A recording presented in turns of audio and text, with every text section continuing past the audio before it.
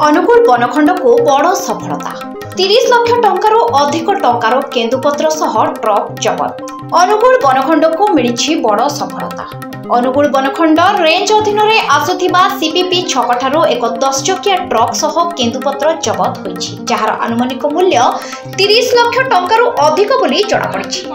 सूचना जे आठमल्लिक अंचल कटक अंचल को एक 10 चकिया ट्रक रे बेआईन भावे केन्दुपत्र बोझे जाउथिबा वन विभाग विशेष सूत्ररू खबर पाइथिला।